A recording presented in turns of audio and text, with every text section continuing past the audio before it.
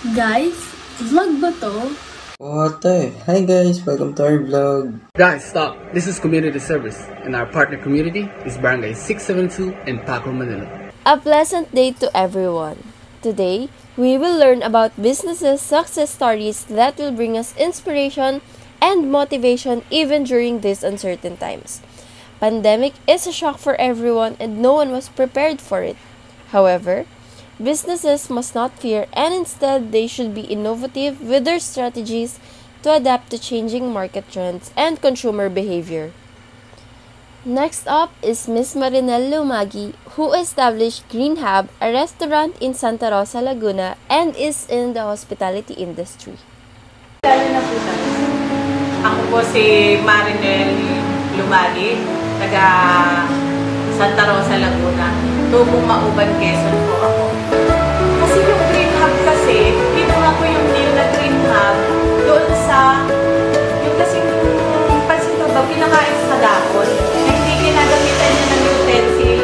So, parang sabi nga ng mga foreigner, eating like a pig. So, kaya, nung mag-isip ako ng pangalan, nung itatayo ko itong business na Green Hub, naisip ko yung dahon. Yung dahon kasi green, tapos yung hub. So, pinagsama ko sila kasi yung hub-hub. So, dinikit ko lang Green Hub. Yeah, yun yung doon siya nagsimula, yung Green Hub. Kailan po naitayo yung business na Green Hub po? Naitayo ang Green Hub last October 2017, sorry. Naitayo siya dito sa loob ng Santa Rosa. Ang address namin, Blackway, Lot 9, Sentimong Street, Rosa Blanc Subdivision, Tagapong, Santa Rosa. Di ba ho dati yung Quezon Hub to? Baki-explain Oo. Nag-start ka siya sa Quezon Hub. Naging Green Hub lang siya kasi na-question kami ng DTI. Hindi na kailangan ng lagyan ng Quezon. Kaya nakapunta siya sa Green Hub. Kaya pinalitan nga namin siya ng Green Hub. Pero ang ino-offer namin talagang yung pansimumbag ng Quezon. So, ano po ma'am yung mga offer nyo na wala po ang iba? Ang ino-offer namin sa restaurant ng Green Hub, ito yung mga, number one is yung pansit hab-hab, yung chabi, tamisanghang, luktang, longganisa, hardinera, yan yung kilala sa Quezon din, famous din sa fiestahan, yung hardinera, like embutido, gano'n, similar siya. Meron din kami yung favorite din ng mga pumupunta dito, yun yung lumpiang sariwa. Mula siya sa ubod ng yun. Kung gawain ko yan, kung nakuin namin yan, puro yan, wala siyang halo. At wala siyang MSG. Yan po ang may pagmalaki namin na tumikim lang kami or nagluluto ako nang wala kami ginagamit na anumang MSG. All natural po yung ginagamit. So ma'am, ano po ang long-term? Ang long-term or dream namin sa business na to ay ang makilala siya dito sa Laguna or maaaring sa Visaya, like Cebu. Makilala siya na para ma-experience nila paano kainin or ano ang lasa ng pansit hab at ano pa ang mga produkto ng Quezon na maipagmalakitin namin talaga na kakaiba siya sa pangkaraniwang pansit. Kasi habang may buhay, may pansit. Nandyan kapag may pansit, sama-sama ang buong pamilya, nandoon ang pagmamahalan at para kasama mo na din si Lord sa bawat pagsubok mo ng pansit. So, talaga na kakaiba siya sa pangkaraniwang pansit. Kasi habang may buhay, may pansit. Nandyan kapag may pansit, sama-sama ang buong pamilya, nandoon ang pagmamahalan at para kasama mo na din si Lord sa bawat pagsubok mo ng pansit. Her business has a difficulty in identifying their strategic and systematic approach. Their product offering, which originated from Lucban, Quezon, also is a problem because people from Laguna are not familiar with it. For the solution, they should create their digital presence through social media pages to reach their target audience. They should send them a message that even we are in a pandemic and have travel restrictions, it should not hinder us from tasting good food from another place. Next clip is an interview of Mr. Jason Tan, a bakery owner and is in the grain-based food industry. I'm joined here by Jason Tan, who happens to be by that, who owns and runs a bakery. The first question is, what kind of business industry are you competing in? I own a bakery. I'm currently in the food and bakery industry. And next, how do you manage your business to stay competitive in the market? We try to stay competitive by conducting our own R&D, which is research and development, by developing new products and also attending some food and bakery fairs. There we can find new technology, state-of-the-art materials, and new ways of manufacturing breads and pastries. And also we can meet new suppliers there at the food and bakery fairs. And lastly, where should you focus more on managing your business?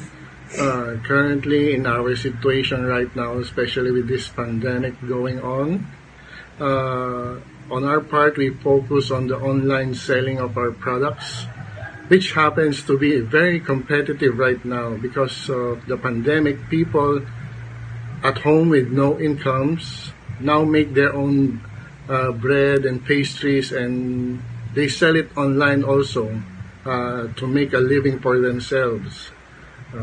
I think that's the point we need to focus right now. So there you have it, guys. I want to thank my dad for taking the time to do this interview with us. You're welcome. Thank you and God bless. Trying to stay competitive in the business despite competitors and the threat brought by the pandemic is indeed a challenge. To combat this, they do their own research and attend seminars on how to utilize modern technology that will help in making their business process efficient. They also seek to develop additional product offerings for their distribution strategy. They aim to build their digital presence to make it convenient for the customers in transacting and ordering. I'm sure most of us are familiar with Macau Imperial Tea, which is famous for their variations of milk teas.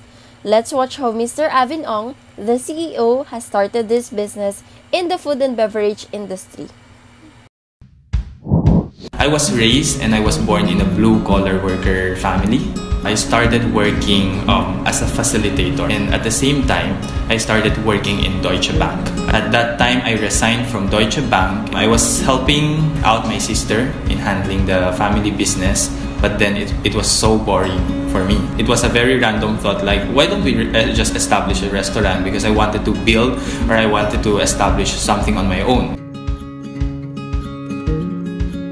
There's really no perfect moments or right moments in life, and especially in entrepreneurship. The perfect moments are actually created by you by starting it right now. So I think it's like looking back and looking forward. Looking back, what motivated you? What are the bigger plans, things you wanted to accomplish in the future? Take risk and challenge yourself. Fail so long as you can still afford to. Being transparent is very important. You need to tell your potential principal what you wanted to achieve, what resources do you have, instead of, keep branding your company without telling them all your constraints and limitations. Another thing would be vision, because having the common vision is very important for you to grow a brand. These are the two things I learned when bidding for the franchise rights of different brands in other countries. Compassion.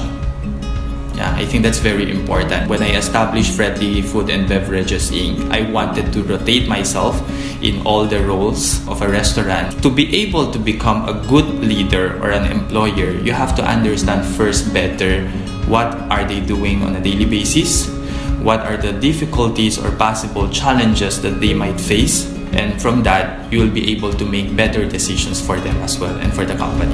So the most difficult part is to handle people coming from different background, different culture, and somehow influence them to have this common goal and achieve that goal. Just like what I've been telling my employees, everyone has a very special role in the success of the company. Here in the service industry, we face a lot of criticisms on a daily basis. I've learned how to absorb them. That's how we grow, by getting their feedback and then eventually make improvements. You cannot be selfish. You have to think about your employees. The fact that you're extending help and assistance to their families is actually my motivation to work harder each day. Next direction would be to work on sustainability and innovation, because if you don't innovate, you're not gonna grow. An idea not executed is an idea wasted. I make sure to give it a try. A lot of people have been asking me, so what if we fail? I honestly don't know how to answer that type of question, but I always question them back. What if we don't? Sustainability is also important, because I wanted Fredly to run on its own with or without my presence. I started Fredly with the goal of being a tycoon someday. But then later on along the journey, I realized that my goal is more than being a tycoon. What I really wanted to do is to establish a Fredly Foundation that will eventually provide free education to the less fortunate. We're not really aiming to become the number one, because being number one is also very subjective. We're aiming to be different. I wanted to let them know that nothing is impossible. A kid who had nothing in life can grow the Fredly group of companies. There are a lot of opportunities for them, even if they have nothing in life. Don't tell me you can't. He talked about the importance of emphasizing what the business wants to achieve and how to achieve it, instead of branding the business. Macau Imperial Tea has high regard for their customers. They ensure that their feedback is taken seriously so that they know on what aspects to improve on their business operations. Truly, businesses need to adapt in order to survive this cutthroat industry. One business cannot last long in the market if they continue to practice their same old processes. As innovation has been rampant, businesses have to step up their game by being a market leader through offering unique and relevant products. They should think of products that will answer consumer needs, and it has to be released at the right time to capture the market. Again, this has been the Team Businesses Successful Stories. Thank you, and market your products wisely.